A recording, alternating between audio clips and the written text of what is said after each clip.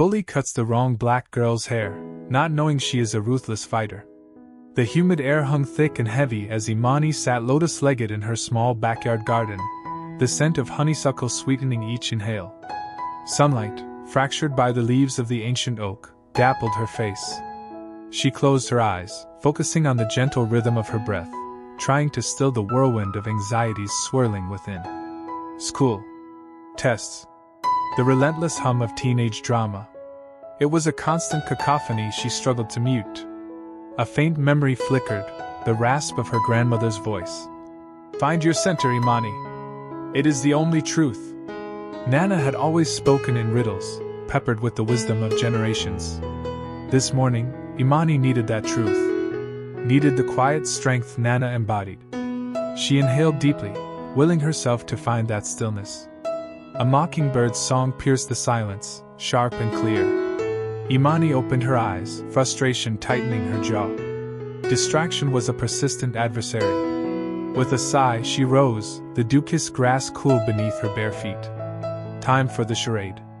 Time to become the invisible girl, the quiet observer, the one who blended seamlessly into the background of Northwood High. The hallways were a riot of noise and color. Lockers slammed, gossip flew like poisoned darts, and the air crackled with unspoken tensions. Imani navigated the throng, her senses on high alert. She noticed Maya Henderson, head cheerleader, discreetly adjusting the strap of her designer bag, a nervous tick betraying the confident facade. A group of jocks, led by the boisterous Jake Thompson, were engaged in a heated argument, their faces flushed with adrenaline. Imani saw the predatory glint in Jake's eyes, the subtle tightening of his fists. She quickly averted her gaze, not wanting to be drawn into their orbit. Suddenly, a hand clamped down on her shoulder. Imani flinched, her body instinctively tensing, her hand moving to break the hold before she even registered the touch. "Whoa, easy there, Tiger," said David, his voice laced with amusement. Imani relaxed, a sheepish grin spreading across her face. "Sorry," she mumbled, her cheeks flushing. "Just jumpy, I guess." David, her closest friend, raised an eyebrow. "Jumpy? Since when are you jumpy? You usually move like a Zen master through this chaotic mess." Imani shrugged, pushing a stray strand of hair behind her ear. "Long night. Bad dreams." He studied her for a moment, his expression softening with concern. "Everything okay, Imani? You seem different lately." Before she could answer, the shrill ring of the school bell cut through the noise, scattering the students like startled birds. "Gotta run," David said, giving her a quick pat on the back. "We're still on for the library after school, right?"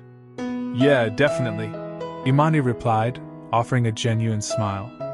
As David disappeared into the crowd, Imani's gaze drifted toward the gym.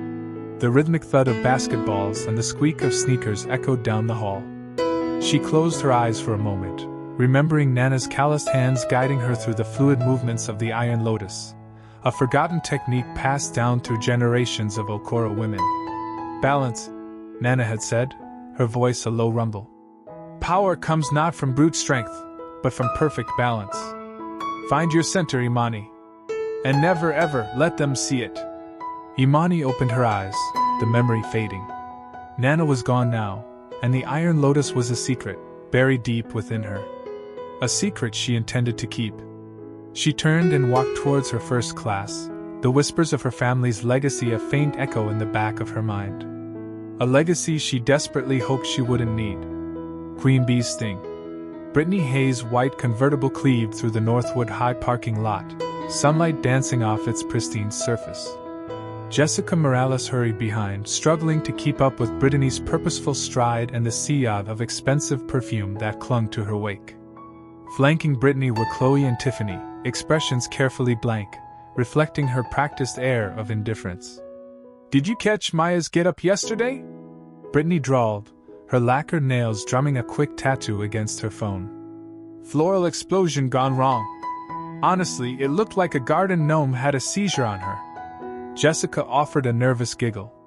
"It wasn't ideal."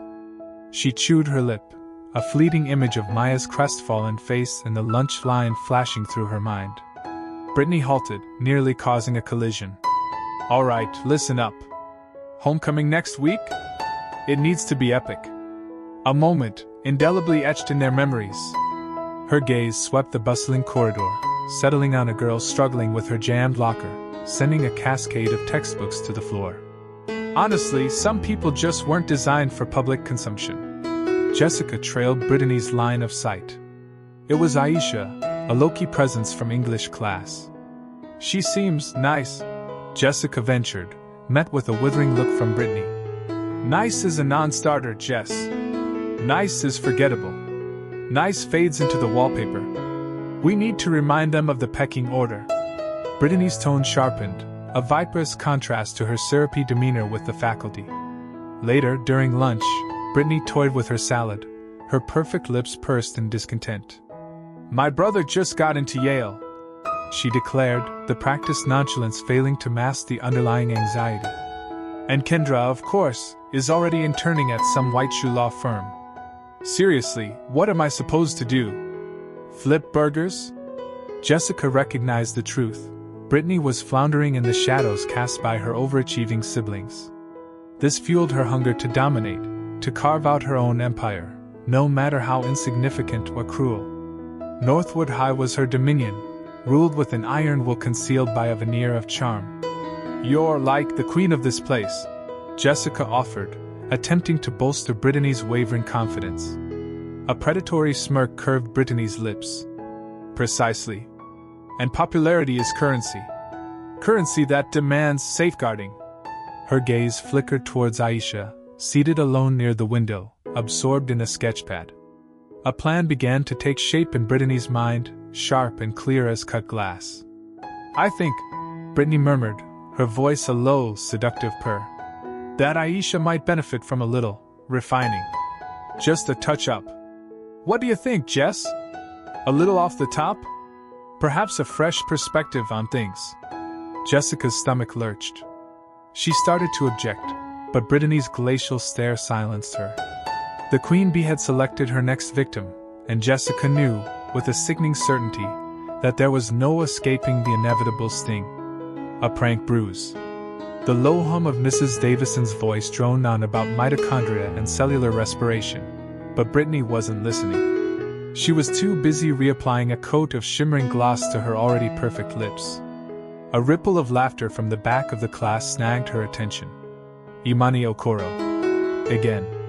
Brittany craned her neck subtly, feigning interest in the whiteboard. Imani's hand was raised, her voice clear and confident as she explained a particularly complex aspect of the process. Mrs. Davison beamed, showering Imani with praise. Excellent, Imani! A perfect explanation. 10 points to Gryffindor. I mean, to our team. The class chuckled, and Imani gave a shy smile. A knot tightened in Brittany's stomach. It wasn't enough that Imani had somehow, inexplicably, become popular. Now she was outshining everyone in academics too? The injustice of it all simmered within her. Later, huddled in the echoing girls' locker room, Brittany paced, her voice tight with controlled fury. I'm telling you, it's unbearable. She's acting like she owns the place. Jessica chewed on her thumbnail, her gaze darting between Brittany and Chloe, who was meticulously painting her nails a shade of toxic green. Maybe she's just smart, Brittany scoffed. Please. It's all an act. She's trying to make us look bad. She slammed her fist lightly against the locker, the metallic clang echoing her frustration. We need to remind her where she belongs. Chloe, without looking up, drawled. So, what's the plan, B? We gonna egg her house? TP her car? Brittany considered the suggestions, discarding them with a flick of her wrist. Too obvious. Too messy. She needed something precise. Something that would cut deeper. Her eyes landed on a pair of blunt school scissors lying discarded on a bench. A slow smile spread across her face. Something personal, she purred. Something she can't just wash off. The idea hung in the air, thick and heavy. Jessica's face paled. Brittany, are you sure? I mean, isn't that a little much? Brittany stopped pacing and fixed Jessica with a cold stare. Much? Jessica, are you seriously questioning me right now? This isn't about much. It's about maintaining order. About reminding people who's in charge. She moved closer, her voice dropping to a low, dangerous whisper. Are you with me or against me? Jessica swallowed hard, the taste of fear metallic on her tongue. The locker room suddenly felt cold and claustrophobic. She knew deep down that what Brittany was suggesting was wrong, deeply wrong. But the thought of being on the receiving end of Brittany's wrath was even more terrifying. I'm with you, she mumbled, the words barely audible. Brittany beamed, her smile sharp and predatory. Good. Then we'll need a foolproof plan. And someone to keep watch. She picked up the scissors, testing their weight in her hand. The metal gleamed under the harsh fluorescent lights. Let's make sure Miss Okoro gets a little trim. Cafeteria catastrophe. The cafeteria buzzed, a chaotic symphony of clattering trays and shrill laughter. Imani sat with Kai and David, dissecting the latest physics problem while picking at her lasagna. Her dark braids, usually meticulously arranged, swung forward as she leaned in to examine Kai's notes. That's when it happened.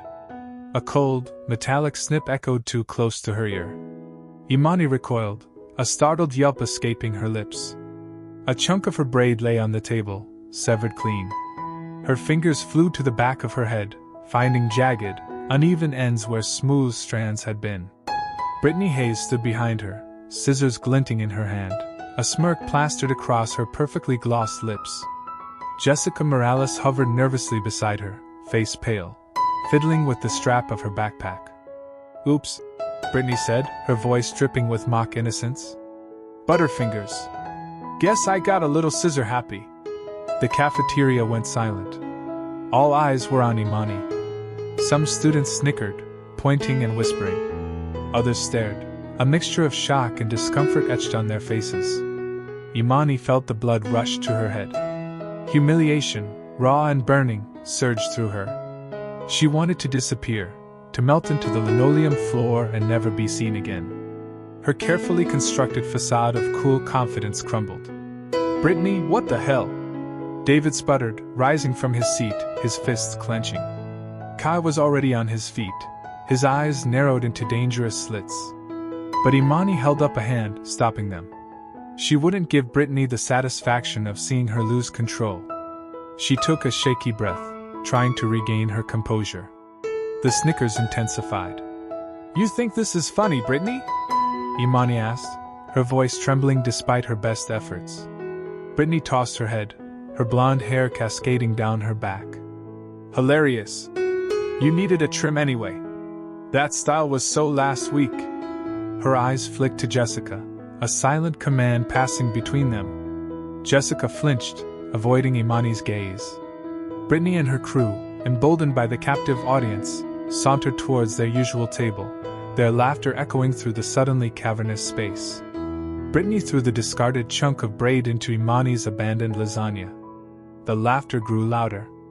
Imani stared at the severed braid, a tight knot forming in her stomach. The humiliation was a physical weight, pressing down on her chest. But beneath the shame, something else stirred. A cold, hard anger began to simmer. This wasn't just a prank. This was a declaration of war. And Brittany Hayes had just signed her own death warrant. The iron fist awakens. Imani stared at her reflection, a strangled sob caught in her throat. The mirror wasn't kind. It reflected the jagged, uneven line of her hacked-off hair, a dark, brutal scar against the smooth plane of her cheek. Anger, hot and corrosive, clawed its way up her chest, choking the air from her lungs. She touched the butchered ends, the coarse texture grating against her fingertips. Humiliation was a bitter taste in her mouth, sharper than anything she'd ever experienced. She'd laughed it off in the cafeteria, hadn't she? Played it cool, pretended it didn't matter. But the forced smiles felt like shards of glass in her cheeks, and the echoing laughter of the other students still rang in her ears. They thought it was funny. A joke. But this was war.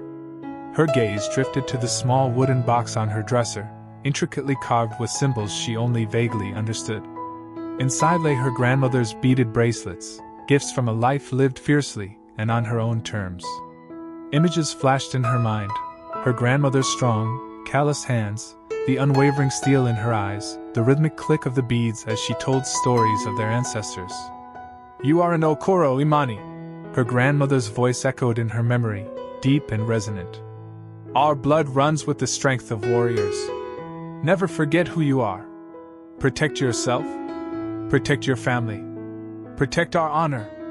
The words, spoken on her 12th birthday, had seemed like an ancient, abstract concept then. Now, they resonated with a chilling clarity. This wasn't just about bad hair. It was about disrespect, about being deliberately humiliated in front of everyone she knew. It was about power, and someone had tried to take hers. Imani closed her eyes, picturing Zara's smug face, the gleam of triumph in her eyes as she wielded the scissors like a weapon. A low growl rumbled in Imani's throat, a sound that startled even her. The easygoing, academically driven Imani, the girl who aced tests and organized charity drives, seemed to recede, replaced by something older, something primal. She opened her eyes. The reflection staring back was different. The soft, vulnerable curve of her lips had hardened into a firm line. The fear that had been lurking beneath the surface had vanished, replaced by a cold, unwavering resolve. She reached out, her fingers brushing against the smooth, cool surface of the wooden box. The air in the room felt charged, electric. The humiliation hadn't broken her, it had awakened something dormant, something powerful. She wasn't just Imani Okoro, the honor roll student. She was an Okoro, descendant of warriors, and she wouldn't be humiliated. She wouldn't be mocked. She would fight back. Shadows and training. The whispers clung to Imani, a persistent chill despite the Lagos heat. "Imani Okoro, can you believe it?" snaked through the corridors, a low thrum against the chaotic symphony of school. She just hacked it off. Right there in the cafeteria. Horror flickered in some eyes, cruel delight in others. Head bowed, Imani fixated on the dogged pages of her history book, a futile attempt to barricade herself against the invasive murmurs. They wormed their way in regardless, tainting her thoughts with mortification and a simmering, glacial fury. That evening, under a sky ablaze with sunset hues, Imani sought refuge in the backyard. The air hung heavy with the perfume of hibiscus and the earthy scent of recent rain. Inside, Amara prepared the evening meal, the steady thwack of pestle on mortar a familiar, comforting sound. But Imani craved a different cadence. She began with stretches, her muscles stiff after a day spent trying to vanish. Then, the katas flowed, movements etched into her since childhood, now charged with a raw, untamed energy. Each strike, each parry, each block was a tangible release of her anger. In her mind's eye, she saw the nape of his neck, the gleaming scissors, the sickening snip. Sweat blurred her vision, but she pressed on, her breath ragged and shallow. As the sun dipped lower, elongated shadows danced across the yard, mirroring her movements, twisting her form into grotesque shapes. Imani became a vortex of controlled power, a stark silhouette against the vibrant canvas of the sky. She moved from set forms to sparring with an unseen adversary, bare feet pounding the hardened earth. The familiar ache bloomed in her muscles, the satisfying burn seared her lungs. Still, it wasn't enough. The rage inside was a ravenous beast, demanding to be fed. Later, after a hasty shower and a silent meal, Imani hunched over her laptop, the screen's glow illuminating her face. History gave way to online articles and videos, the brutal intricacies of Muay Thai clinches, the deceptive grace of Wing Chun hand traps, the precise application of pressure points. She absorbed the information with ferocious intensity, her fingers flying across the keyboard, capturing every detail. Reacting wasn't enough, she needed a strategy. She needed to dissect his weaknesses, uncover his vulnerabilities. She had to be better prepared, more knowledgeable. A notification blinked on the screen. Fatima, her best friend. "Hey, you okay?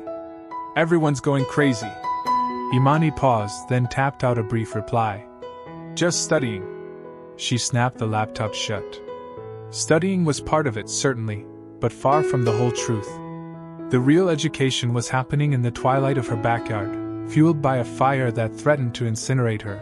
A fire she was determined to master, to channel, to forge into a weapon. The real education was preparing for battle. Cornered. Brittany's laughter echoed down the hallway, bouncing off the lockers like a rubber ball. Imani tried to ignore it, focusing on the quadratic equation swimming in her head, but Brittany was relentless. She sidled up beside Imani, her perfectly glossed lips curved into a sneer. "Enjoying your new look, Imani? Did you finally decide to try my stylist? Oh wait, I forgot, she doesn't do that hair type." She punctuated the last words with a theatrical shudder. Jessica Morales trailed behind Brittany, her face a mask of conflicted emotions. She kept her eyes down, fiddling with the strap of her backpack. The hallway seemed to shrink around her, the vibrant posters advertising the school play suddenly garish and accusing. She could practically feel Imani's gaze boring into her back, even though Imani hadn't acknowledged them. Jessica wished, not for the first time, that she'd had the courage to say no. But Brittany had a way of making you feel like you were on the outside looking in, and Jessica desperately wanted to belong. Now, the belonging felt like a lead weight in her stomach. Imani tightened her grip on her textbook, the paper threatening to tear under the pressure.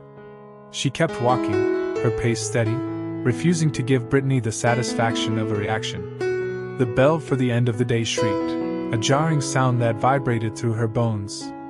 A collective groan swept through the hallway, a wave of relief washing over most faces, but Imani's stomach clenched.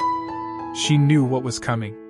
As Imani stepped outside, the late afternoon sun glinted off the parked cars, momentarily blinding her.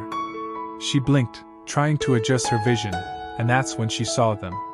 Brittany, Jessica, and a couple of other girls Imani barely knew were waiting near the bike racks, their arms crossed, their expressions hard. Brittany sauntered forward, her voice dripping with false concern. "Hey Imani, we were just wondering if you wanted to, talk about what happened." Imani stopped walking. The air crackled with tension. The sounds of the school day, the slamming of locker doors, the shouts of departing students, seemed to fade into a dull hum. She looked at Brittany, really looked at her, at the small, cruel twist of her mouth, the gleam of triumph in her eyes. Something inside Imani shifted. The simmering anger she'd been trying to contain finally reached boiling point. "There's nothing to talk about, Brittany," Imani said, her voice low and steady. "Except maybe what's going to happen next." She took a step forward, her eyes fixed on Brittany's. Jessica flinched, taking a hesitant step back. The other girls shifted nervously, their bravado suddenly wavering. The asphalt felt hot beneath Imani's feet. The scent of exhaust fumes filled her nostrils. She was cornered, yes, but she was far from defeated. In fact, she was just getting started. Unleashed. The air thrummed, a palpable tension layered over the Georgia humidity, as if the very atmosphere held its breath. Imani's hands tightened into fists, blood draining from her knuckles. Brittany, with Jessica and another unfamiliar face as her chorus, wore an infuriatingly self-satisfied expression, practically begging for a reckoning.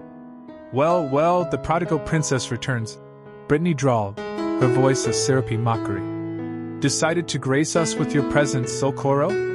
Imani refused to rise to the bait, her gaze laser-focused. Despite the taunt, a flicker of apprehension betrayed Brittany's facade. A tell, Imani registered. "Good. Let the fear take root." "You chose the wrong target," Imani stated, her voice a hushed threat, a departure from the usual cheerful timbre that echoed through the school's corridors. Brittany snorted. "Oh, really? Gonna run to the principal, crybaby?" That flippant remark proved to be her undoing. Without another syllable, Imani unleashed a swift surge of movement. A snap kick aimed with precise intention at Brittany's supporting leg. A sharp cry escaped Brittany's lips as she staggered, disbelief fracturing her smugness. Imani capitalized with a swift spinning back fist, the force of which landed squarely on Brittany's shoulder. The resounding crack silenced the onlookers. Caught off guard, Brittany reeled. Her accomplice lunged forward, but Imani sidestepped the clumsy advance, a pointed elbow to the ribs halting the intervention. The girl gasped, clutching her side and retreating from the fray. Jessica's face was a canvas of dismay. This wasn't the script she'd envisioned. A swift victory for Brittany, perhaps some cutting remarks, but this? Imani's speed and calculated strikes were unnerving, a display of power Jessica hadn't anticipated. Imani pivoted back to Brittany, whose bravado had evaporated, replaced by stark, unadulterated panic. She struggled to regain her balance. It's not fair, Brittany choked out, her eyes wide with dawning horror. Fair? The question resonated with a bitter irony in Imani's mind. Was it equitable to violate someone's core being? To rob them of their very essence? Silence was her only reply. Instead, she executed a flawless leg sweep, sending Brittany crashing to the ground, her breath expelled in a whoosh. Imani loomed over her shadow engulfing Brittany's face. You think this is a game? Imani's voice was dangerously smooth, like polished steel. That you can just seize whatever strikes your fancy? Brittany remained mute, reduced to a whimper. Imani retreated a step, her pulse throbbing in her ears. The rush of adrenaline coursed through her, a potent cocktail of exhilaration and dread. It was both terrifying and utterly vital. Her gaze swept towards Jessica, whose eyes reflected a blend of fear and remorse. Choose your allies with greater discernment, Imani advised, then pivoted on her heel, leaving Brittany sprawled on the ground, humbled and defeated. The courtyard, once alive with the sounds of lunchtime, was steeped in an unnerving quiet, the aftermath of the tempest hanging heavy in the air. Beyond the bruises, the throb in Imani's knuckles had ebbed, leaving a dull ache, a physical echo of the emptiness inside. Gazing into the mirror, she saw more than just fading contusions. A spark of untamed fury still flickered in her eyes, a disconcerting surprise. The brawl with Brittany had been vicious, perhaps unavoidable, yet it left a sour residue. Victory shouldn't taste like ash. She'd aimed to get through to Brittany, but had instead mirrored the very aggression she despised. The summons to Mrs. Davies' office arrived promptly. Detention for both combatants, a severe reprimand, and then, a curveball. The principal requested Imani address the student body about bullying at the upcoming assembly. Imani the target? The brawler? Initially, indignation flared, followed by a nascent sense of possibility. Perhaps she could leverage this. Days later, under the auditorium's harsh spotlight, she felt exposed.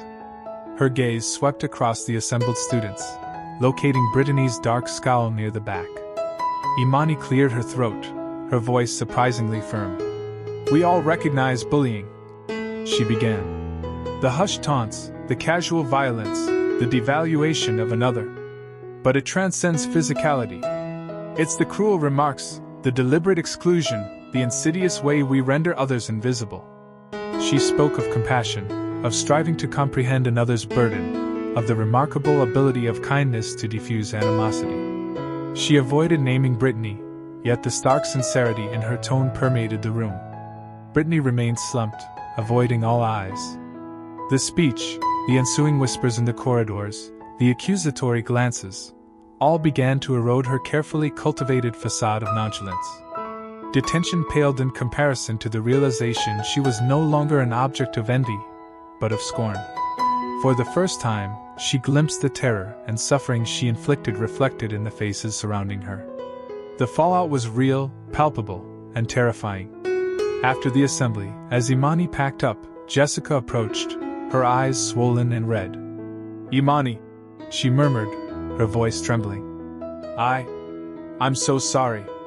I went along with Brittany to be accepted, but it was wrong. What she did was wrong.